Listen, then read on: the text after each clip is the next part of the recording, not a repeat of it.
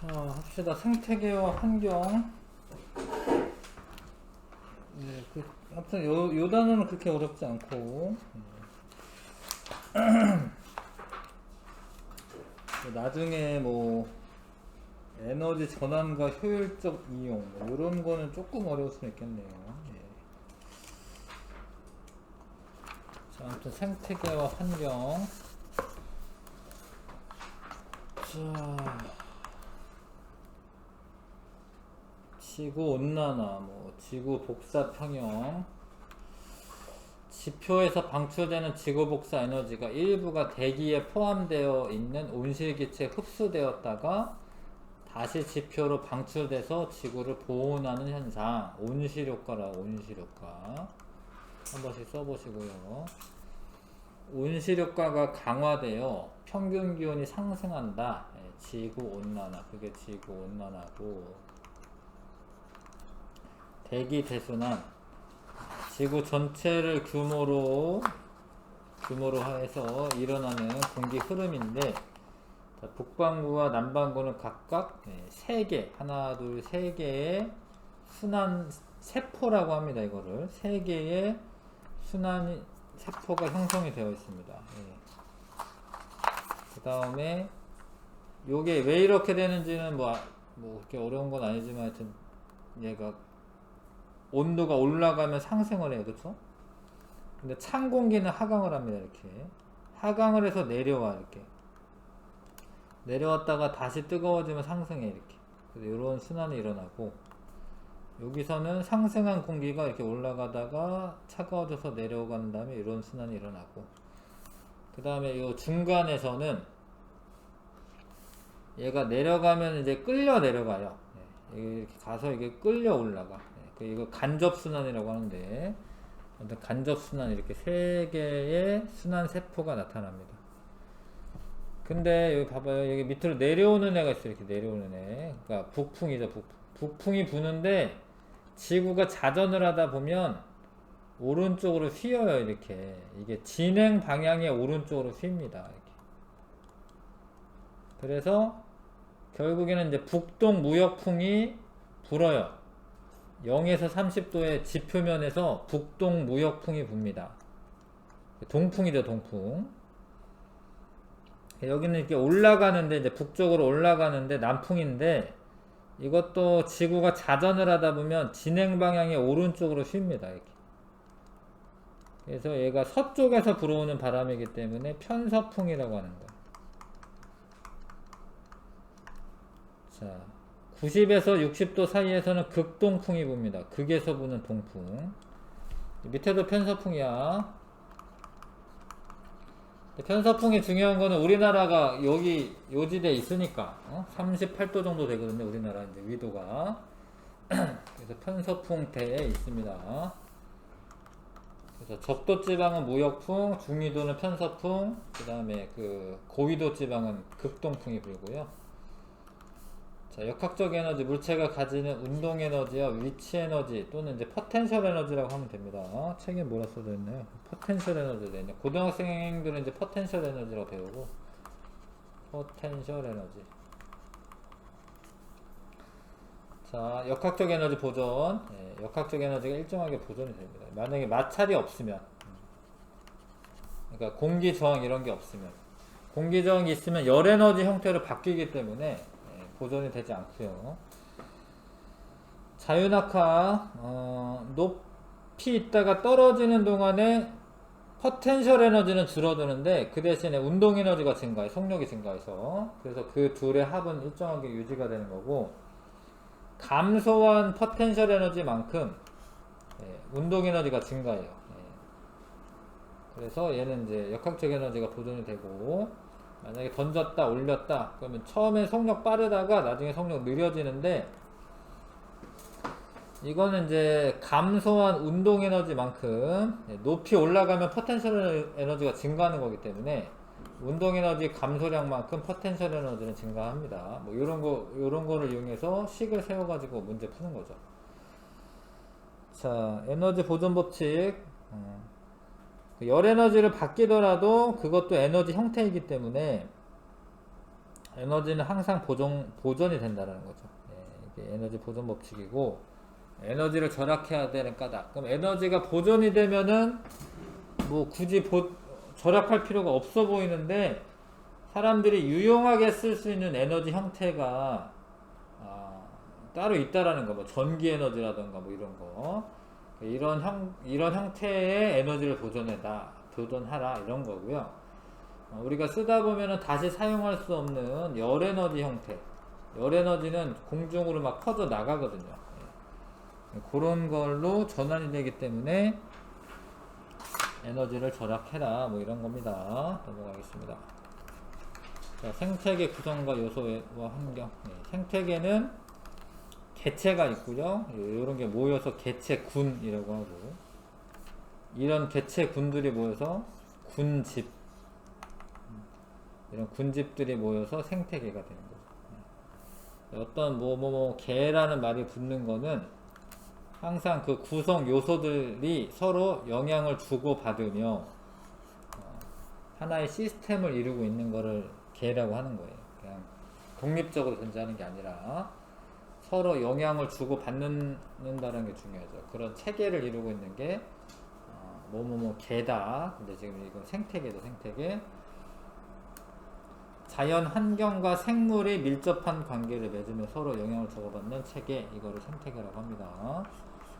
생태계 구성 요소는 비생물적 요인과 생물적 요인으로 나누고, 비생물적 요인은 말 그대로 비생물, 생물 아닌 애들,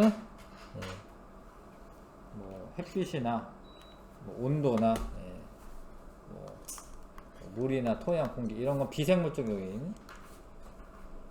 생물적 요인은 생물인데, 생물적 요인은 생산자, 소비자, 분해자로 구분합니다. 그래서 생산자, 소비자, 분해자로 구분할 때 특히 이제 영양분을 어떻게 이제 얻느냐에 따라서 구분하는 거예요. 생산자는 스스로 광합성을 통해 스스로 양분을 얻는 애들, 그런 애들 생산자. 이 부분은 아무튼 다 어떤 용어를 잘 정리해 주셔야지 안 헷갈리고 이제 문제를 잘 풀 수가 있죠. 식물이나 식물성 플랑크톤 이런 것들은 생산자, 광합성 할 수 있는 애들. 소비자는 스스로 양분을 만들지 못해요. 그래서 다른 생물을 먹어야 돼. 그래서 소비자, 동물성 플랑크톤, 초식동물, 육식동물 이런 애들. 분해자는 남을 뭐 잡아먹는 건 아니고 죽은 생물이나 다른 생물의 배설물 등을 분해를 해요. 그래서 막 잡아먹는 건 아니야. 버섯 같은 것도 이렇게 나무에 피기는 하는데 죽어있는 부분에 많이 피어요. 버섯이 피는 것도. 그러니까 죽은 나무에 잘 피고, 낙엽이나 이런 거는 뭐 죽은 나무나 마찬가지니까 그런 데 잘 피고, 동충하초라고 하죠. 뭐 그게 버섯이긴 한데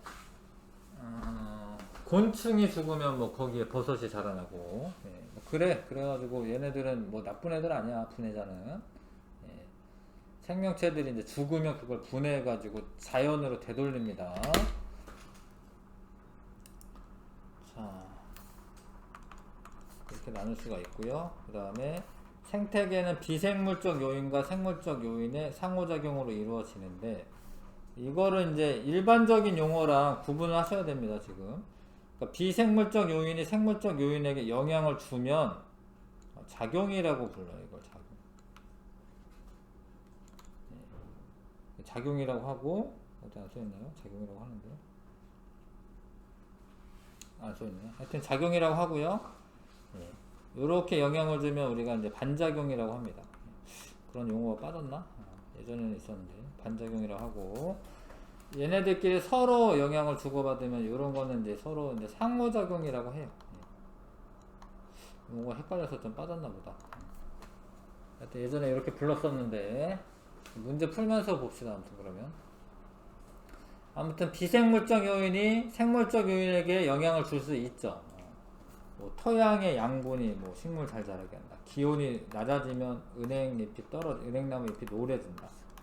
이런 거는 비생물적 요인이 생물에게 영향을 주는 거고, 뭐 낙엽이 쌓여서 분해가 돼서 토양이 비옥해진다. 이런 거는 생물적 요인이 비생물적 요인에게 영향을 주는 거고, 지유류라고 이제 이끼 같은 건데, 그런 게 산성 물질을 분비해서 암석을 풍화시킬 수 있어요. 뭐 뒤에 나오겠지만 이제 어떤 바위만 이제 이런 지형이 있었다. 예를 들어서 뭐 가끔 영화 같은 데 나오는데 뭐 인류가 멸망했다. 예, 그러면은 풀이 없잖아. 뭐 아스팔트에 뭐 풀이 없잖아요. 예? 근데 거기가 과연 이제 풀이 자라날까? 일단 지유류가 여기 이렇게 어떻게든 생겨요. 지유류. 예, 이끼 같은 게.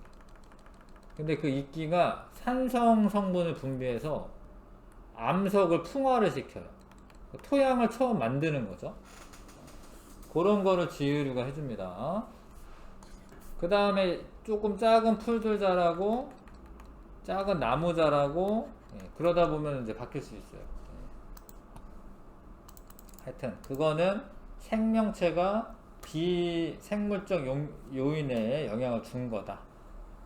광합성을 해서 공기 성분을 바꾼다. 뭐 이런 거. 지렁이가 토양의 통기성을 증가시킨다. 이런 거는 생물적 요인이 비생물적 요인에게 영향을 준 겁니다. 생물들 간에서도 서로 영향을 주고받는데, 개구리의 개체수가 증가해서 메뚜기 개체수가 감소할까. 예, 많이 잡아먹으니까 이런 것도 서로 영향을 주고받는 거입니다.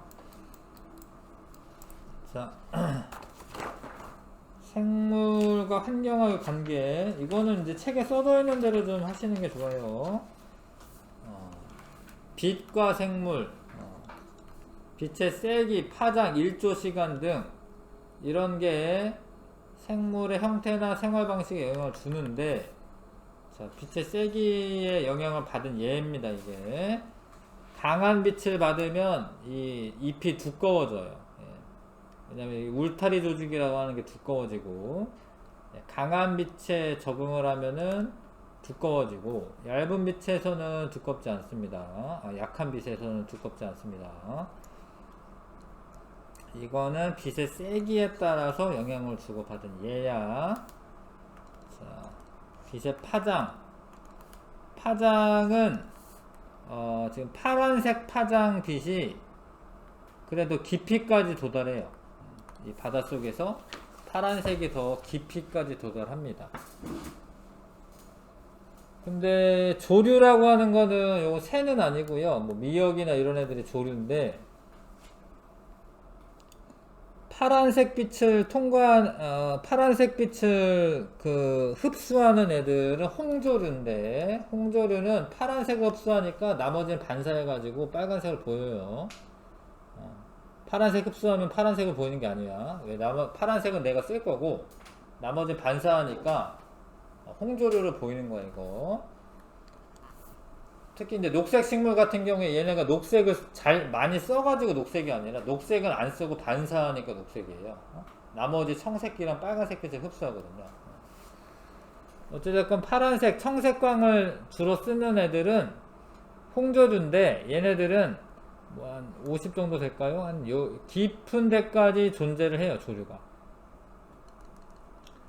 근데 황색광은 이렇게 도달하는데, 황색광을 주로 쓰는 애들은 갈조류들이긴 한데, 얘네들은 한 40m 깊이까지밖에 없어요.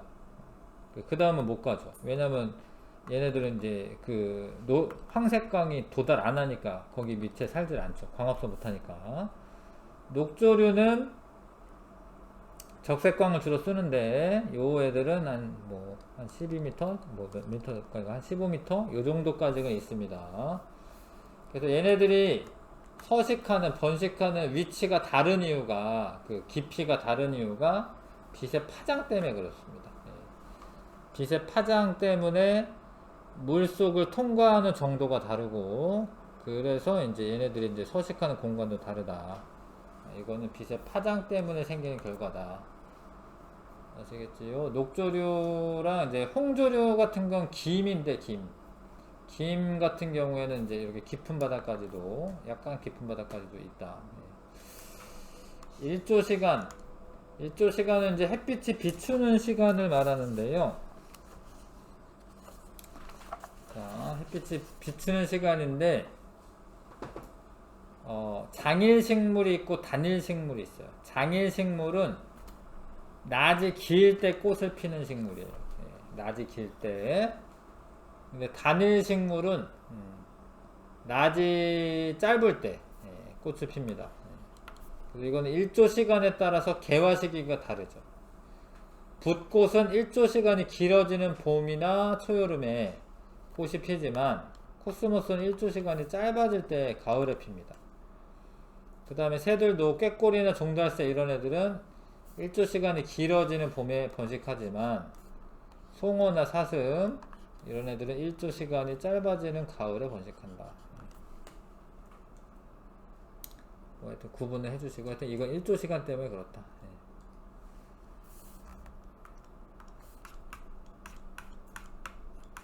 자, 옆에 이거 개념 속속 풀어보시고요.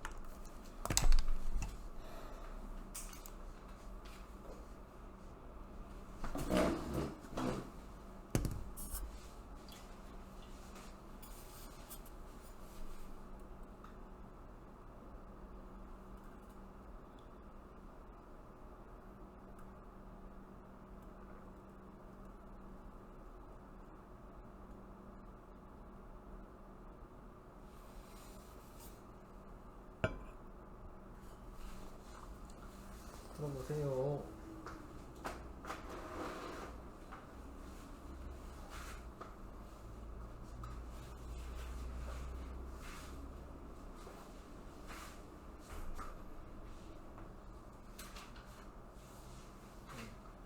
자꾸 읽어보셔야지 되는 겁니다. 일정한 지역에 사는 같은 종의 개체들 무리를 개체군이라고 한다. 그렇죠. 생물과 환경이 관계를 맺고 서로 영향을 주고받는 체계를 군집이라고 한다. 생태계지, 생태계. 빛, 온도, 물, 토양, 비생물적 요인에 해당한다. 맞죠? 비생물적 요인. 버섯, 곰팡이는 생산자에 해당한다. 분해자죠. 버섯도 식물 아니다. 버섯은 이제 광합성 못해요. 녹색 아니고. 자, 낙엽이 쌓여 분해되면 토양이 비옥해지는 것은 생물이 비생물적 요인에 영향을 준 것이다. 낙엽은 원래 어찌됐건 생물이었잖아요. 그쵸? 그래서 생물이 비생물적 요인에 영향을 준 것이다. 맞죠? 바다 깊이에 따라 해조류 분포가 다르다. 이거는 파장에 영향을 받는 거고, 파장에 따라 이제 그 투과되는 정도가 다르니까, 계절에 따라 개화하는 식물 종류가 다르다. 1조 시간입니다. 1조 시간. 계절이 변하면 빛의 세기가 변하니까 다르다. 이렇게 해석하면 안 돼. 그냥 이 써진 대로 해. 1조 시간이 달라져가지고, 그러니까 햇빛이 비추고 있는 시간이 달라져서 개화하는 식물의 종류가 달라지는 거고요. 한 나무에서 잎의 위치에 따라 잎의 두께가 다르다. 이거는 이제 만약에 북쪽으로 있다, 잎이. 그러면은 그쪽은 이제 빛의 세기가 약하니까 남쪽으로 있는 애들이 더 잎이 두꺼워지는 거거든요. 그 빛의 세기랑 연관이 있는 겁니다. 넘기셔요. 자, 온도와 생물. 자, 귀가 작다. 북극여우, 온대여우, 귀가 중간 정도. 사막여우 귀가 크다. 이런 거는 온도에 따라 달라지는 거. 온도에 따라. 개구리, 곰, 박쥐 이런 거는 이제 추운 겨울이 오면 겨울잠 자는데, 개구리는 사실 변온동물이어가지고 자는 거고요. 변온동물은 원래 온도 떨어지면은 생명활동이 덜 활발해. 개구리는 물질 대사가 안 일어나가지고 자는 거예요. 근데 곰이나 박쥐나 다람쥐 이런 건 포유류는 변온동물이 아니야. 얘네들은 이제 항온동물이야. 근데 걔네는 왜 자냐면 얘는 먹을 게 부족해가지고 자는 거야. 에너지 소비를 줄이려고. 그래서 만약에 먹을 게 풍부한 지역에 있는 애들이다. 그러면은 곰 이런 애 앉아요. 뭐 북극곰 겨울에 앉으잖아. 겨울에 뭐 먹을 게 더 풍부한데. 그래서 양서류나 이런 어류나 아니면은 뭐 이렇게 파충류가 자는 거는 변온동물이기 때문에 진짜로 자기 체온이 떨어져 가지고 사는 거고요. 나머지 포유류는 먹을 게 부족해져서 이제 생명 활동을 이제 최소화하는 거죠. 기러기, 철새 이런 애들은 온도에 따라서 적합한 그 지역으로 이동하는 거고요. 나마쿠아 카멜레온, 그런 게 있나 보다. 나마쿠아 카멜레온은 온도가 높으면은 몸색이 밝아지면서 열을 방출하고, 신기하다. 온도가 낮을 때는 몸색이 어두워져서 열을 흡수한다. 그렇다고 하네요. 겨울 추운 지방에 사는 정온동물은 깃털이나 털이 발달되어 있고 피하 지방이 두꺼워서 열이 빠져나가는 것을 막는다. 여우도 이제 북극 여우가 더 뚱뚱하고 이제 그 피하 지방도 크고 그렇습니다. 사막 여우는 조금 말랐죠, 지금 왜소하죠. 포유류는 서식지에 따라 몸집의 크기와 귀와 같은 몸 말단 부위 크기가 다르다. 말단에서는 열이 빠져나가기 때문에 말단을 최소화하고요. 그 다음에 사막여우는 이제 오히려 귀가 큰 거죠. 식물의 적응. 기온이 매우 낮은 툰드라에 사는 털송이 풀은 잎이나 잘은 안 보인다. 하여튼 그런데 털이 나와 있다. 특히 뭐 에델바이스 이런 거 하나, 에델바이스 이런 거 막 솜달이라고 하는데 털이 나 있어요. 그런 애들은 이제 뭐 어디 알프스 산맥 이런 데 살거든요. 털이 나 있는 애들도 있다. 낙엽수는 기온이 낮아지면 단풍을 들고 있는 잎을 떨어뜨리지만 상록수는 잎의 큐티클층이 두꺼워 잎을 떨어뜨리지 않고 겨울을 난다. 동백나무 이런 건 상록수에 해당하고요. 이런 건 아무튼 온도, 지금 우리가 알아본 거는 기온과 온도와 생물하고의 관계. 자, 물과 생물. 자, 수분 증발을 막기 위해서 파충류는 몸이 비늘로 덮여 있고요. 조류와 파충류는 알이 단단한 껍데기로 되어 있습니다. 그런 거는 이제 내가 알을 낳았는데 얘가 바짝 말라가지고 죽으면 안 되잖아. 그 단단한 껍질로 되어 있고, 그거는 이제 물하고의 관계입니다. 물 속에 알 낳는 애들은 단단한 껍질이 필요 없죠. 뭐 개구리 알이라던가 이런 거 단단한 껍질로 되지 않아요. 자, 몸은 곤충 같은 경우에 표면에 키틴질로 되어 있어서 물이 증발되는 것을 막습니다. 그 다음에 사막에 사는 포유류는 농도가 진한 오줌을 배설한다. 오줌으로 나간 수분량을 줄인다. 사람도 그러죠. 사람도 뭐 여름철에 소변 보면은 되게 진해요. 농도가 진합니다. 수분량 줄이기 위해서. 식물의 적응. 대부분 육상식물은 뿌리줄기 잎이 발달되어 있고, 이게 이제 뿌리에서 흡수한 물이 줄기 타고 잎까지 전달되는 거고요. 물에 사는 식물은 관다발이나 뿌리가 잘 발달되어 있지 않는다. 주변에 물 많으니까. 통기 조직이 발달하였다. 이거는 이제 물에 떠서 사는 애들 말하는 건데, 수련이나 연꽃 이런 애들은 뭐 이렇게 공기주머니 같은 게 있어가지고 둥둥 떠 있습니다. 자, 건조한 지역에 사는 식물은 저수 조직이 발달되어 있다. 이거 뭐 다육식물이라고 하죠. 좀 뚱뚱해요. 그래가지고 거기 안에 물이 저장되어 있고요. 잎이 가시로 변해 수분이 증발되는 것을 막는다. 잎에서 증산작용으로 날아가니까 그런 걸 막는 겁니다. 알로에나 선인장 이런 애들. 특히 가시로 되어 있으면 이제 동물들이 이제 뭐 이렇게 동물들한테 먹히는 거를 막을 수가 있죠. 자, 이거는 하여튼 요런 얘는 뭐야? 물하고 생물하고의 작용인 거고요. 토양과 생물. 토양에 무기염류, 공기, 수분 이런 거 포함되어 있고, 깊이에 따라 공기의 함량이 달라 세균의 종류가 달라진다. 뭐 이런 거 읽어두셔야지 압니다. 세균이 호기성 세균과 혐기성 세균이 있어요.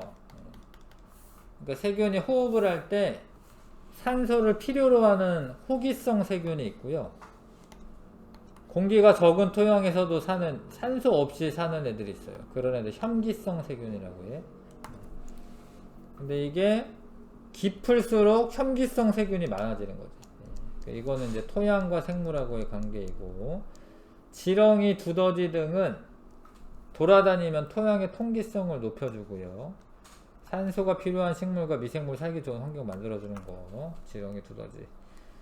그 다음에 토양 속의 미생물은 동식물의 사체나 배설물을 무기물로 분해하여 다른 생물에게 양분을 제공하거나 비생물 환경을 돌려보낸다. 이렇게 읽어주셔야 되겠습니다. 공기와 생물 서로 영향을 주고받는데, 공기가 희박한 고산지대에 사는 사람은 평지에 사는 사람에 비해 적혈구 수가 많아요. 그러니까 고산지대에 살면 산소가 부족하니까 적혈구가 많아야지 그 산소를 효율적으로 쓸 수 있어요. 적혈구가 산소 운반해주는데, 그래서 고산지대에 가면 이제 고산병 걸리죠. 근데 보통 사람은 이제 적혈구 수가 적기 때문에 산소 공급이 원활하지 않아서 고산병 걸립니다. 근데 거기서 뭐 한두 달 살아 그러면 또 적혈구 수가 늘어나요. 그래서 이제 고산지대에서 훈련하는 사람도 있어. 일부러 적혈구 숫자 늘리기 위해서. 그 다음에 생물의 호흡과 광합성에 의해서 공기들이 이용되죠. 성분 변화시킬 수 있고요. 나무는 해충과 병균으로부터 자신을 보호하는 살균 물질을 분비한다. 뭐 피톤치드라고 하나요? 뭐 그런 것도 말하는 거죠. 그 결과 주변의 공기 성분이 변한다. 그래서 나무가 많이 있으면 이제 일단 냄새 자체가 다르죠. 살균 물질이 분비가 돼서 그렇습니다. 옛날에 무슨 어떤 영화에서 그게 심해져 가지고 아예 나무에서 이게 분비하는 게 인간을 막 죽여요. 그 영화 이름 뭐지?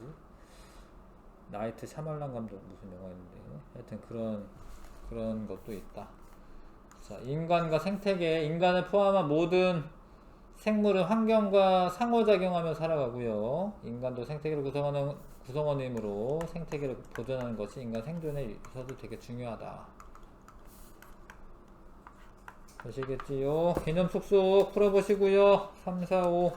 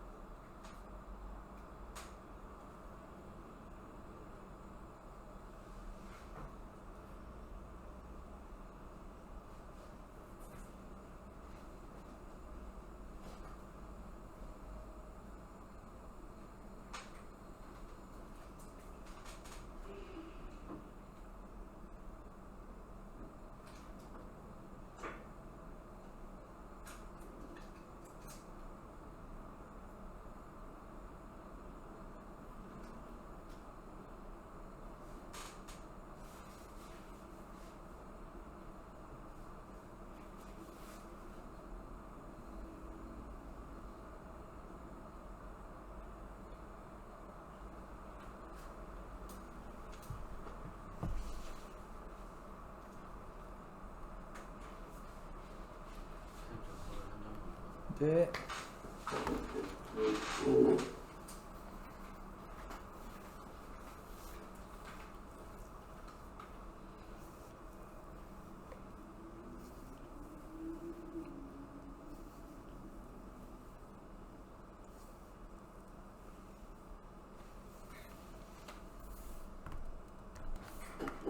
자, 개념 숙소. 온도는 동물의 생명활동에 영향을 주지만 식물의 생명활동에 영향을 주지는 않는다. 아니죠. 네. 자, 생물이 온도에 따라 다양한 적응 현상을 나타내는 것은 생물의 물질 대사에 효소가 관여하기 때문이다. 아, 이 말은 어려운데 맞죠? 효소가 어떤 특정 구조가 되어야지 자기 행동을 하는데 온도에 의해서 효소 구조가 달라질 수도 있어요. 이거는 이제 1학기 과정에서 배운 거긴 한데, 육상동물은 몸속 수분을 잘 증발시키기 위한 방법으로 환경에 적응하다. 아니죠. 뭐 비닐이 있거나 막 이런 식으로 되는 거는 다 수분을 보호하려고 하는 겁니다. 자, 토양 속 미생물은 죽은 생물을 무기물로 분해하여 다른 생물에게 양분을 제공한다. 맞네. 그 다음에 공기는 생물이 살아가는데 영향을 주지 않는다. 전혀 아니죠. 그쵸? 읽으시면 알 거고, 안 읽으니까 하여튼 읽어야 됩니다. 철새는 계절에 따라 살기 적합한 지역으로 이동한다. 맞습니다. 자, 조류와 파충류는 알은 단단한 껍데기가 쌓여 있습니다. 고산지대에 사는 사람은 적혈구가 많습니다. 지렁이, 두더지와 같은 생물이 살아가는데 터전을 제공하고 물질과 에너지를 순환하도록 한다. 누가? 그 문장이 이래. 하여튼 맞죠? 아니구나. 이거 딴 거구나. 내가 잘못하고 있구나. 환경 요인을 쓰라고 돼 있군요. 아, 미안해. 온도, 물, 이거는 공기, 요거는 토양. 미안해요. 자, 인간은 환경과 무엇을 하며 살아가며 상호작용. 자, 인간도 생태계의 구성 요소죠. 생태계의 구성 요소이므로 생태계를 보존하는 것은 인간 생존에 위해서도 중요하다. 맞습니다. 자, 내신 탄탄.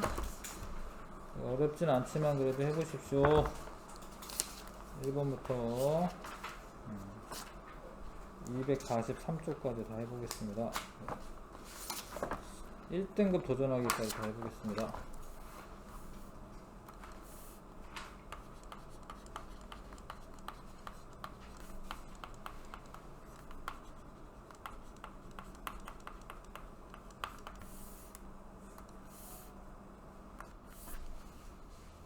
자, 1번부터 하겠습니다. 자, 개체가 모여 개체군을 이루고, 개체군이 모여 군집을 이룬다. 맞네. 자, 군집은 일정한 지역에 모여 사는 같은 종의 집단이다. 아니죠. 이제 개체군의 그 모임이 되는 거니까 같은 종의 집단은 군집이라고 하지 않고 개체군이라고 하는 거죠. 생태계는 생물과 환경이 서로 영향을 주고받으며 이루는 커다란 체계이다. 맞죠? 기억 디귿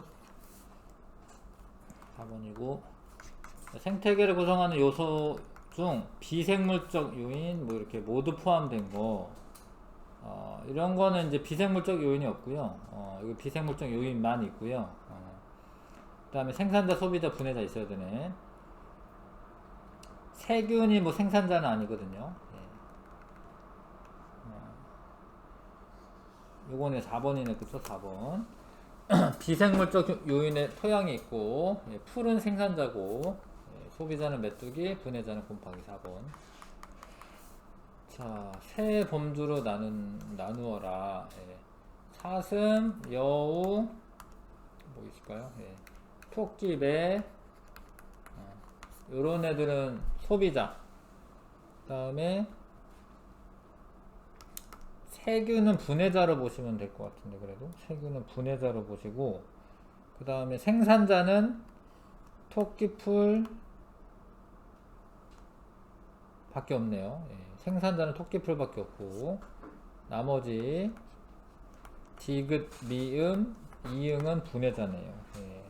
그래서 이렇게 나누면 됩니다. 이거 소비자고요. 소비자 생산자 분해자. 좋죠. 그 다음에 4번에 빛에너지를 이용해서 생명활동에 필요한 에너지를 양분을 스스로 만든다. 예, 이런 거는 생산자고 A는 이런 거 맞고, 예, B는 영향단계에 따라 1차, 2차, 3차 소비자로 나눈다 맞고, 그 다음에 C는 분해자이다 맞고요. D는 생물적 요인이다. 예, 비생물적 요인이죠. D는 생물을 둘러싸고 있는 환경, 비생물적 요인이죠. 네, 답은 4번. 그 다음에 기억은 비생물적 요인이 생물에게 주는 영향이다 맞고, 가을에 느티나무가 낙엽이 지고 단풍이 드는 것은 온도 때문에 그렇게 된 거니까 기억에 해당하죠. 기억에 해당하는 거고요. 니은 틀렸고요. 디귿과 리을은 생물들 사이의 상호작용이다. 예, 기억 디귿. 답은 3번이네요. 그 다음에 지으리와 지렁이에 대한 설명이다. 기억의 식물의 증산작용으로 숲의 기온이 낮아진다. 이게 하여튼 둘 다 뭐 한 거냐면, 지으리랑 지렁이 둘 다 뭐 한 거냐면 생물이 비생물적 환경 요인에 영향을 준 겁니다. 근데 이거는 생물이 숲의 온도, 비생물적 환경 요인을 낮췄기 때문에 맞아요. 그쵸? 건조한 환경에 사는 선인장은 잎이 가시로 변했다. 이거는 아니죠. 이거는 이제 비생물적 요인이 생물에게 영향을 준 거고, 도토리가 많이 열리면 다람쥐의 개체수가 증가한다. 이거는 생물적 요인들끼리의 서로 상호작용이죠. 그게 답은 1번밖에 없네요. 그 다음에 7번에 빛의 세기다. 이거 빛의 세기. 온도라고 생각하지 마시고 뭐 다른 거 생각하지 마시고 이걸 일단 빛의 세기. 그 다음에 8번에 가는 나보다 강한 빛을 받는다. 맞네요. 기억 맞고, 가는 나보다 울타리 조직이 잘 발달돼. 이게 울타리 조직이에요. 여기가 요거 빽빽하게 있는 거, 이거 울타리 조직. 맞아요. 가는 나보다 주로 나무 아래쪽에 있다. 예, 그렇진 않겠죠. 아래쪽이 더 햇볕을 못 받겠지. 기억 찍으시고요. 니은이고요. 예, 그 답은 4번이고요. 그 다음에 9번은 빛의 파장입니다. 빛의 파장. 청색광이 가장 깊은 곳까지 도달합니다. 예. 녹조류는 황색광을 주로 이용한다. 예, 적색광이고요. 녹조류는. 바다 깊이에 따라 서식한 해조류의 분포는 빛의 파장과 관련있다. 맞습니다. 기억지구 한번. 그 다음에 10번은 이제 온도죠. 온도. 기온에 따라서 가는 나보다 몸집이 작아서 단위 부피당 열 손실이 적다. 단위 부피당 열 손실이 적다. 몸집이 작다. 근데 열이 더 많이 빠져나가거든요. 예, 이게 몸집이 크면은 피하 지방이 두껍고 열이 덜 빠져나가요. 가는 열 손실이 적다. 아닙니다. 더 많이 빠져나가고요. 가는 몸의 말단부가 커서 외부로 열을 방출하는데 유리하다. 맞죠? 나는 가보다 추운 지역에 산다. 맞고, 네, 니은 디귿. 답은 4번이고요. 그 다음에 낙엽수나 지금 뭐 동백꽃 이런 거는 기온에 주는 영향이죠. 그래서 온도라고 쓰면 되겠네. 온도. 일단 온도라고 쓰시면 되고, 상록수는 큐티클층이라고, 이게 되게 반짝반짝거려. 얘가 코팅이 돼 있어요. 상록수는 잎의 큐티클층이 두꺼워요. 두껍기 때문에 잎을 떨어뜨리지 않고 겨울을 날 수 있습니다.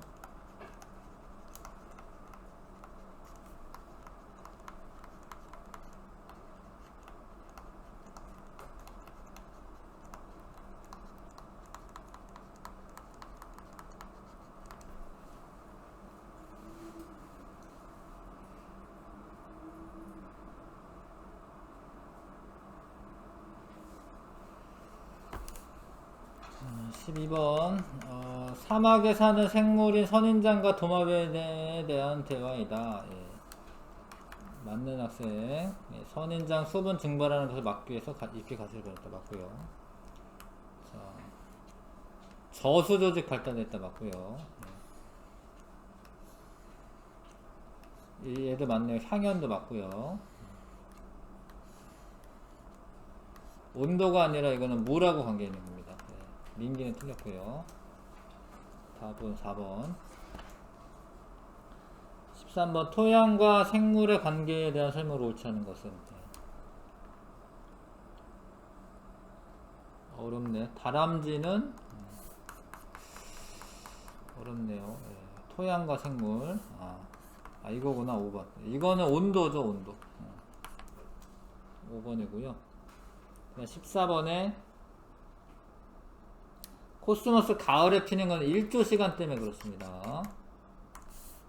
일조 시간 때문에 그렇고, 녹조류 많이 분포하고 이런 거는 이제 빛의 파장. 그 다음에 요거는 이제 온도. 요거는 뭐 공기의 그 조성 때문에 그런데, 하여튼 공기가 희박해서 그런 건데, 옳게 짝지어진 것은 4번이네요. 15번 인간과 생태계에 대한 설명. 인간은 다른 생물들과 상호작용을 하지. 기억은 맞고요. 인간은 비생물적 환경에 영향을 받지 않는다. 아니고, 생태계를 보존하는 것이 인간의 생존을 위해서도 중요하다. 맞죠? 기억 디귿 한번. 1등급 도전. 자, 개체군 A는 최소 2종 이상으로 구성된다. 개체군이라고 하는 게 같은 종의 모임이니까 아니죠. 개체군은 같은 종들끼리 모여있는 거야. 틀렸고, 생물적 요인은 생산자, 소비자, 분해자로 구분된다. 맞고, 수량이 적어서 옥수수 생장이 저해되는 것은 가져가. 맞아요. 그렇죠? 뿌리역 박테리아가 자, 질소 토양의 질소 함량을 증가시킨다. 박테리아도 세균인데 하여튼 생물입니다. 그런 거는 이제 이 생물적 요인이 토양을 변화시켜 준 거니까 나에 해당하는 거 맞죠. 예, 니은 리을이고요. 5번이고요. 그 다음에 자, A는 해조류, 녹조류이다. 녹조류입니다. 녹조류는 갈조류보다 얕은 수심에서 써 있습니다. 홍조류는 깊은 수심에서 서식할 수 있다. 적색광은 청색광보다 깊은 곳에 도달한다. 아니죠. 적색광이 더 얕은 곳, 청색광이 더 깊은 곳. 해조류 C는 자, 미역 다시마가 있으며 청색광을 주로 이용한다. 맞아요. 틀리다 미안해. 자, 이거는 이제 홍조류인데 갈조류가 미역 다시마입니다. B가 틀렸어요. 김이나 뭐 우뭇가살 이런 게 홍조류입니다. 기억만 맞습니다, 지금. 자, 3번. 3번은 1조 시간에 관한 문제이고, 자, 붓꽃은 장일식물, 국화는 단일식물이고요. 붓꽃은 낮의 길이가 길어지고 밤의 길이가 짧을 때 피는 게 맞고, 국화와 같은 조건에서 꽃이 피는 식물은 나팔꽃이다. 이거 어렵네. 이건 외울 수밖에 없습니다. 나팔꽃이 있습니다. 그러니까 단일식물, 장일식물을 외울 수밖에 없죠. 이거는 어딨나요? 자, 이거 외울 수밖에 없어요. 장일식물은 붓꽃이나 시금치, 단일식물은 국화, 나팔꽃, 코스모스. 예. 국화, 나팔꽃, 코스모스는 단일식물. 그거 세 개는 외웁시다. 국화, 나팔꽃, 코스모스, 단일식물. 국화, 나팔꽃, 코스모스, 단일식물. 그 다음에 일부 동물의 경우 1조 시간에 따라 번식 시기가 결정된다. 맞습니다. 사람은 사실 그렇진 않고요. 예, 뭐 사슴이나 아니면은 뭐 새나, 새 이런 애들은 가을철에 뭐 알 낳고 이러면은 자기 그 새끼가 태어났을 때 뭐 곤충 같은 거 잡아먹여야 되는데, 그런 거 못 하거든요. 그러니까 당연히 이제 뭐 초여름이라던가 이런데 알을 낳는 거고요. 근데 뭐 사슴 이런 애들은 뭐 곡식을 먹어서 그런 것 같긴 한데, 근데 가을에 뭐 여러 가지 곡류 같은 게 많이 떨어지잖아요. 예. 그래서 가을에 번식하는 게 아닌가 싶긴 한데, 하여튼 동물의 경우는 일조 시간에 따라 번식 시기가 달라질 수 있죠. 그 다음에 4번, 잠자리는 여름에 햇볕이 뜨거워지면 풀잎에 앉아 꼬리를 쳐들고 물구나무로 산다. 아, 이것도 엄청 뭐 똑똑한 건데, 그러니까 햇빛이 내리쬐는데 괜히 이렇게 옆으로 이렇게 있어가지고 햇빛을 많이 받지 않는다라는 거예요. 햇빛 많이 받을 거 아니에요, 그렇죠? 네. 그래서 이렇게 있다라는 거죠. 이렇게 똑똑한 거죠. 햇빛을 적게 받게. 물구나무 서고 있다. 예. 아, 써있구나. 예. 요렇다고, 그쵸? 예. 사막에 사는 식물의 저수 조직이 발달되어 있다. 이건 하여튼 온도랑 관련이 있고, 온도랑 관련이 있습니다. 이건 물이잖아, 물. 이거는 온도지, 온도. 예. 털이 나와 있는 건 온도죠. 예. 이건 파장. 이거 온도죠. 예. 니은, 리을. 답은 4번. 그러면 됩니다. 자, 또 마저 합시다. 그래서 이거는 문제를 많이 풀어야지 공부를 하는 거예요. 예, 문제를 풀면서 여러 가지 보기들이 있는데 그거를 잘 읽어 두셔야 됩니다.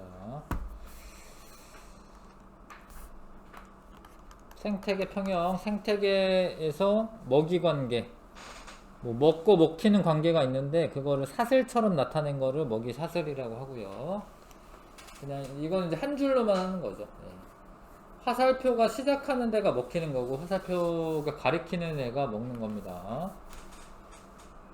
먹이 그물은 먹이 사슬을 복잡하게 그물처럼 나타낸 거고 먹이 그물이 복잡해야지 좋은 겁니다.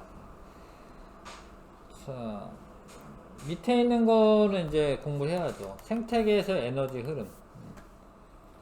이게 에너지는 자꾸 상위 단계로 이제 전달됩니다. 에너지는.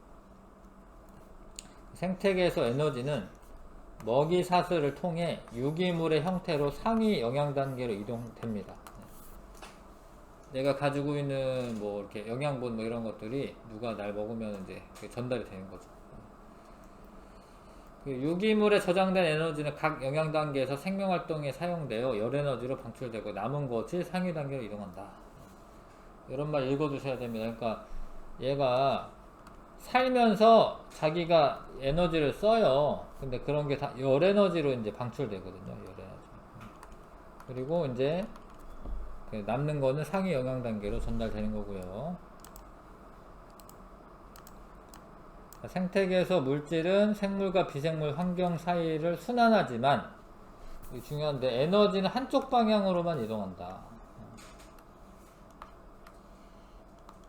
그러니까 에너지는 자꾸 막 이렇게 막 빠져나가는 거야. 근데 빠져나가도 되는 이유가 뭐냐면 태양이 에너지를 공급을 해주고 있습니다. 예. 그러니까 물질은 지구 내에서만 순환하는 거예요. 예. 뭐 어쩌다가 뭐가 들어올 것 같지만 거의 없고 지구 내에서만 이제 물질이 순환을 하는 거고 에너지는 태양에서 계속 공급이 되니까 빠져나가도 괜찮은 거예요. 에너지는 한쪽 방향으로만 전달이 되고 물질 같은 경우에는 순환을 합니다. 물질은.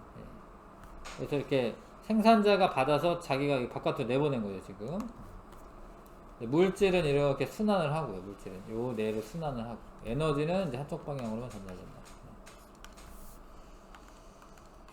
자, 그 다음에 생태 피라미드. 예, 개체 수를 이용해서 생태 피라미드를 만들 수도 있고 생물 양, 개체 수. 생물 양은 생물의 그 그람을 말하는 거고요. 에너지, 에너지 얼마나 많은 에너지 가지고 있느냐. 그래서 이런 거는 다 생산자가 아래쪽이 더 넓어요.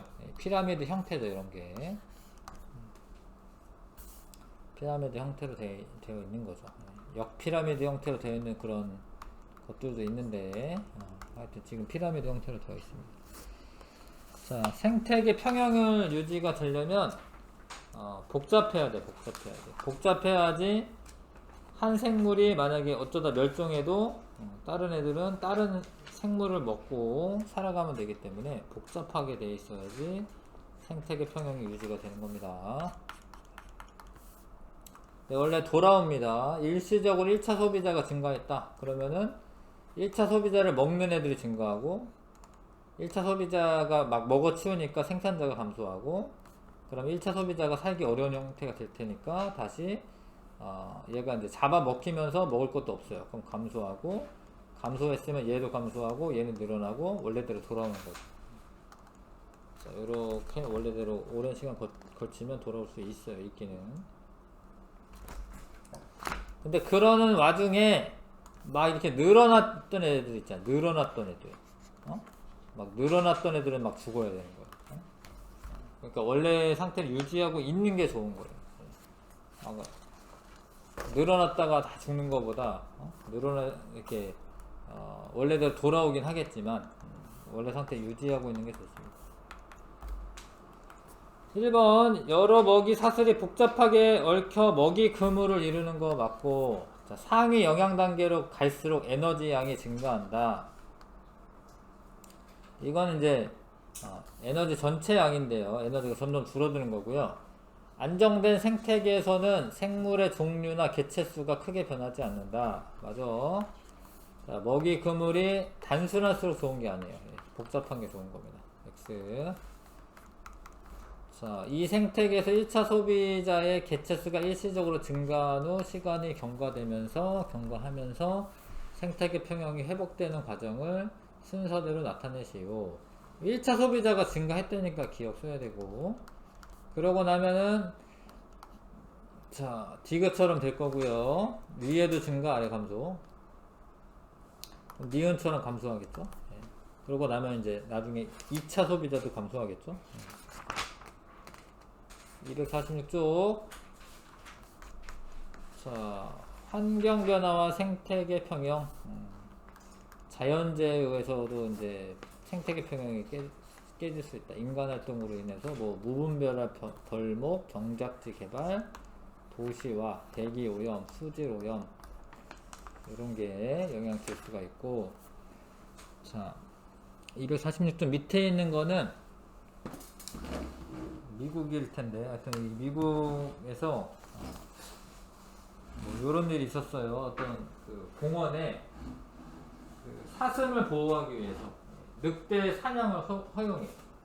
늑대가 많이 잡혀먹혔어. 늑대가 많이 잡았어요. 그러면 사슴이 늘어나. 사슴이 너무 많이 늘어나는 거야. 그래서 사슴이 초원을 다 막 먹는 거예요. 그래가지고 얘네가 먹을 게 없으니까 사슴이 또 줄어들어. 그래서 나중에는 저렇게 늑대 사냥 허가하기 전보다도 어떻게 됐어요? 줄어들었어요. 늑대 사냥을 허가하기 전보다도 줄어들어서 사슴. 그리고 뭐 여기 숲도 망가졌어요, 그렇죠? 그래서 이걸 아무렇게나 하는 게 아닙니다.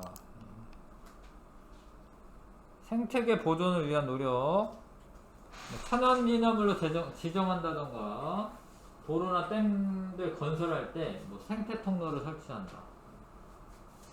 그다음에 뭐 다른 것들도 읽어보시면 되고, 요즘에는 이제 자연형 하천으로 많이 복원을 해요. 옛날에는 이 하천에 여기 다 이렇게 콘크리트로 이렇게 발라져 있었어, 아예 유실되지 않게. 근데 지금은 이렇게 자연형으로 만들어야지 물이 스며들어가지고요, 정화작용이 자연스럽게 되면서 물이 깨끗해집니다. 자, 개념 축소 이거 3, 4, 5번 해보시고요.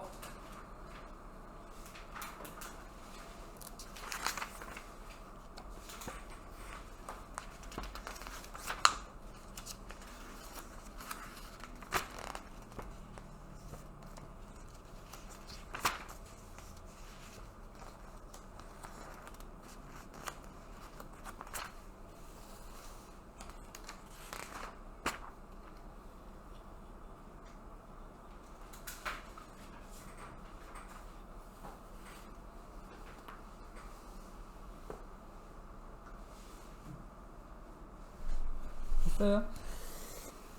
3번에 1번 자연 상태에서 생태계가 평형을 유지할 수 있는 한계를 넘어서는 환경 변화가 일어나면 생태계 평형이 깨질 수 있지. 동그라미. 자, 생태계 평형은 자연 재해에 의해서도 깨질 수 있는 겁니다. 뭐 화산 폭발이 있다든가. 자, 생태계 평형이 깨져도 인간의 노력으로 쉽게 생태 평형을 회복할 수 있는 건 아닙니다. 생태계 평형을 깨뜨리는 요인 중 인간 활동에 의한 것, 홍수는 아니고 도시화, 환경오염, 화산폭발 아니고 무분별한 벌목, 옥상 공원 조성, 이런 거는 근데 깨트리는 건 아니죠. 얘는 뭐 인간에 의한 활동이지만 깨트리는 건 아니야. 니은 디귿 미은. 그 다음에 옥상 정원을 가꾸고 도시의 숲을 조성하면 도시 온도를 낮추는 거죠. 이거 온도 낮추려고 하는 거예요. 인공하천을 자연형 하천으로 복원하면 생물 다양성을 높일 수 있지. 산을 깎아 도로를 건설한 곳에 생태통로를 설치하면 서식지 단절을 막을 수 있지. 맞죠? 넘겨서. 자, 마른 멸치에 이게 위인가봐요. 아, 이게 위구나. 요거를 잘라가지고 현미경으로 보면 되게 작은 플랑크톤 같은 게 많이 관찰이 됩니다. 그래서 플랑크톤이 관찰되었다. 그래서 플랑크톤을 멸치가 먹고 고등어 먹이 먹고 상어가 먹어서 이렇게 전달되는 거죠. 물질은 전달되는 거죠. 자, 확인 문제 한번 풀어봐 주세요. 1, 2, 3번.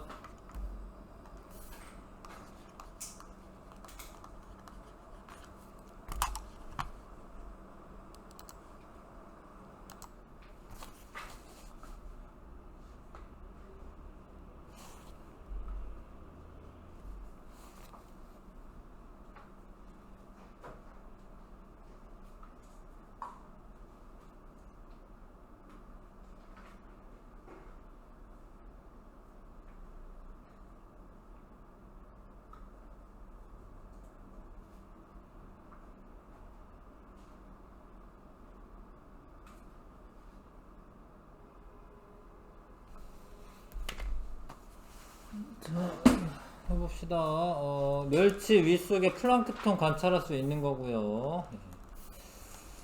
이 실험을 통해 멸치는 생산자임을 알 수 있다. 아니, 먹었잖아. 소비자죠. 멸치는 멸치의 윗속에 발견되는 생물보다 상위 영양 단계의 생물이다. 맞죠? 자, 멸치의 먹이 관계를 통해 해양 생태계 먹이 관계를 유추할 수 있다. 뭐 그런 거긴 하죠. 하여튼 이렇게 플랑크톤 먹고 멸치는 이제 다른 더 큰 생물들을 먹고요. 자, 요걸 써라라고 됐군요. 식물성 플랑크톤은 가죠. 멸치가 나겠죠. 고등어가 다고요. 상어가 라죠. 그대로 쓰시면 되고요. 3번에 동물 플랑크톤은 생산자이다. 동물 플랑크톤은 근데 이제 플랑크톤의 원래 정의는 그냥 약간 부유 생물들이야. 그냥 둥둥 떠다니는 애들을 플랑크톤이라고 합니다. 그러니까 식물 플랑크톤은 이제 광합성을 하는 애들이고, 동물 플랑크톤은 또 식물을 먹는 애들이에요. 작은데 이렇게 둥둥 떠다니는 애들을 플랑크톤이라고 합니다. 동물 플랑크톤은 생산자는 아니죠. 고래는 최상의 영양 단계 생물이다. 그러네요. 참치가 아니었네. 이렇게 잡아 먹히네. 얘가 이제 범고래인가 보다. 범고래. 범고래가 엄청 포식자예요. 생긴 거는 뭐 안 무섭게 생겼는데 막 되게 난폭한 애입니다. 막 펭귄도 막 잡아먹고. 범고래가 보통 되게 큰 고래, 뭐 향유고래, 뭐 이런 애들은 새우 먹는데, 이런 애들은 엄청 뭐 이런 거 잡아먹는 겁니다. 고등어는 1차 소비자이자 2차 소비자이다. 고등어는 2차 소비자이네. 근데 고등어가 식물 플랑크톤도 직접 먹네요. 그쵸? 잘 봐야겠네. 그럼 1차 소비자도 되는 겁니다. 니은 디귿 4번. 자, 숙제는 250에서 253쪽까지. 적어도 방학 끝나기 전에는 아마 다 끝날 겁니다. 이게 250에서 253쪽 숙제. 네, 수고 많았습니다.